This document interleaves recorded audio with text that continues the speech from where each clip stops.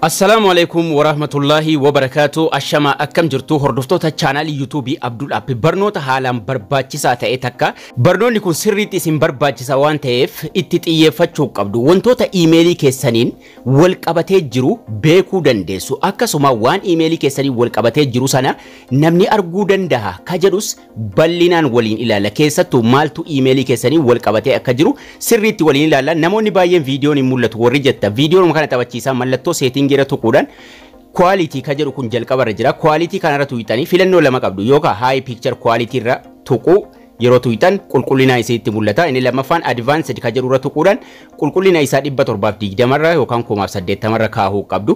Akkasuma obboleeyyan yeroo viidiyoo daawwattan like gochuu hin dagatina. Akkasuma like gochuudhaan eegalaan isiniin jedha.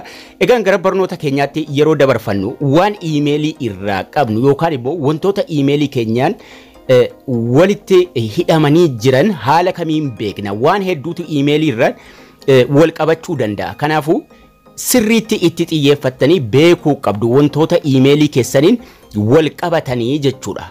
Yeroo baay'ee asirraa hin argitan emailii kanarraa gara settingii deemuudhaan waan emailii tokko irratti wal qabachuu danda'u guutuu isaa waliin ilaalla. Waan emailiin baadhatee taa'uu danda'u akkasuma waan emailii irraa qabdan maal akka ta'e beekuu dandeessu waan ta'eef gara settingii deemuudhaan settingii bilbilaa irraa waliin ilaallaa jechuudha. Wantoota emailii irraa wal qabatanii jiran settingii bilbilaa irraa erga seentanii booda gara gajjallaatti gad deemuudhaan Google wanni jedhu kun bilbila hunda keessanii irra ni jira. Settingiidhuma bilbilaa irra Google jala isaatti Google setting jedhee jira. Asirra tuqachuudhaan gara fuula duraa deemne haala kamiin akka suuraan viidiyoon lakkoofsi bilbilaa wanni si sarchii goota wanni hundi haala kamiin akka wal qabachuu danda'u waliin ilaalla. Google kanarra tuquun gara fuula duraa deemtu emailiin keessan gubbaatti Google ka jedhu jalatti isiniif baha. Emailii keessan jalaa biluudhaan manage your Google account jedhee jira. Manage your Google account kanarra tuqachuun gara fuula duraa deemna. Akkasuma suuraa emailii irraas haala kamiin buufachuu dandeenya yookaan suuraa emailii irra jiru haala kamiin beekuu dandeenya ka jedhuufis deebii isiniif tahaa jechuudha. Manage your Google account erga tuqattanii gara fuula duraa deemtanii mata duree inni jalqabaa homiidha. Home ittaanee personal info data and privacy jedhee waan adda addaa asirraa qaba. Home jedha taanee personal info jira itti aanuudhaan data and privacy jira. Data and privacy kanarra deemna. Sadaffaarra jira mata durechi data and privacy data emailii keessanii wal qunnamee jiru guutuusa ilaallaa jechuudha. Home personal info sadaffaarra isa jiru tuqannaa jechuudha. Data and privacy isa jedhu kanarra seennaa jechuudha. Data and privacy kanarra yeroo tuqattan haala kanaan isiniif fida. Mata duree data and privacy jalaa jechuudha. Gara gajjallaatti gad deemuudhaan wantoota emailiidhaan wal qabatanii jiran guutuusaa waliin ilaallaa jechuudha. Gara gajjallaatti yeroo gad deemtan haala kanaan isiniif baasaa jechuudha. Mata duree app and service jedhu jala deemna. Mata duree app and service content saved from Google service wantoota emailii irratti seevii ta'anii jiran jechuudha. Asumarraa xiyyi tokko fuula dura isaa jirti. Xiyyuma sana tuqachuun gara fuula duraa deemna. Content saved from Google service. Google service irraa wantoota emailiidhaan wal qabatanii jiran wantoota emailii duuka deemuu danda'an xiyya kanarra tuquun gara fuula duraa adeemna jechuudha. Yeroo gara fuula duraa deemtan waan emailii sanaan wal qabatee jiru guutuu isaa isiniif baasaa jechuudha. As jalatti Google dashboard mata duree jedhu qaba gubbaarra gara gajjallaatti gad deemne tokko tokko waliin haa ilaallu. Inni jalqaba emailiidha yookaan immoo Gmail karaa ittiin walii barreessaa jirtan barreeffamni isin nama walii barreessan yookaan ergaan emailii irraa isinii dhufu guutuun asirra tahaa jechuudha. Conversationii meeqa akka qabdan garuu kanaa miti wanni guddaan jechuudha. Gara gajjallaatti waliin ilaalla. Inni taanu Play Store irraa yookaan Google Play Store irraa aappii isin buufattan martii wanni isin sarchii gootan asirra seenuudhaan abbaan barbaade ilaaluu danda'a jechuudha. Yookaan isinis waan achirra sarchii godhaa turtan ilaaluu dandeessu jechuudha. Dirqama jiraata jechuudha wanni isin Play Store irraa aappii isin gadi buufataa turtan. Gara gajjallaatti gada deemnu Blogger ni jira, Calendar ni jira, akkasuma Google Chrome tu jira.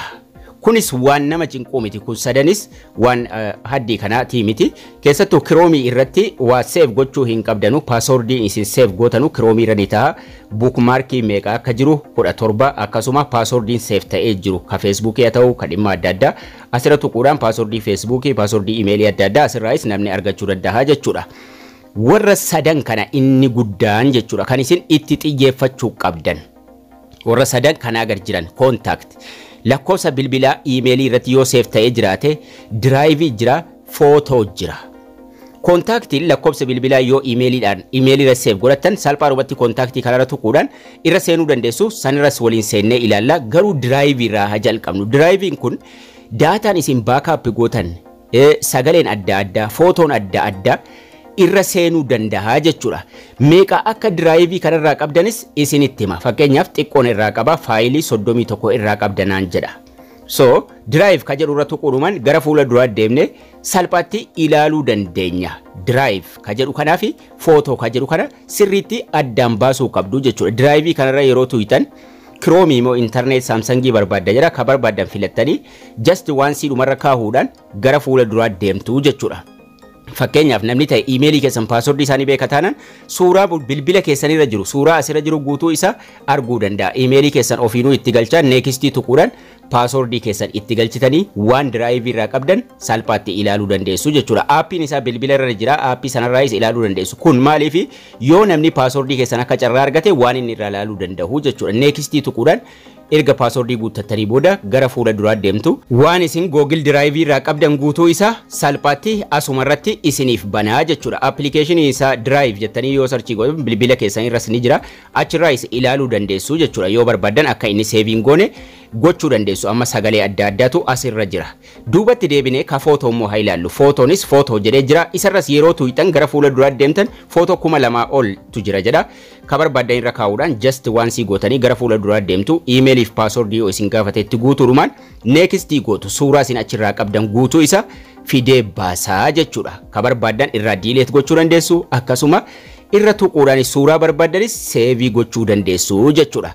Kanaafuu suuraan isin emailii irraa qabdan guutuu isaa namni isin passwordii itti kennitan yookaan emailii keessaniif passwordii keessan namni beeku guutummaan guutuutti suuraa yoo achirraa qabaattan salphaatti ilaaluu danda'a arguu danda'a waan barbaades save godhachuu danda'a jechuudha. Suuraa viidiyoo dookimentii adda addaa waan isin emailii irratti save godhattan guutuu isaa arguu danda'a. Suuraa sana keessaas ka barbaade irra tuquudhumaan tuqaan sadan gubbaan jira tuqaa sadan sana tuquudhumaan save godhachuu yookaan immoo download godhachuu danda'a jechuudha. Tuqaa sadan kana tuqaa downloadiin ni jira download godhachuu danda'a jechuudha. Yookaan immoo xiyya downloadiitu jira san tuquudhaan download godha akkasuma ka barbaades keessaa delete gochuu danda'a.